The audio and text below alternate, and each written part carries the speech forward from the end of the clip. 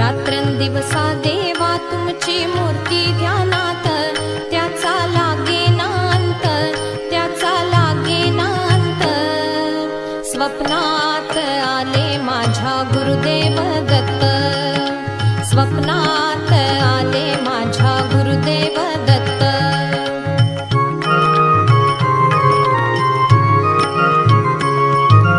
दिव्य स्वरूपी सडा टाकत होते अंगणात, अल्लख म्हणून भिक्षा मागत आले दारात. दिव्य स्वरूपी सडा टाकत होते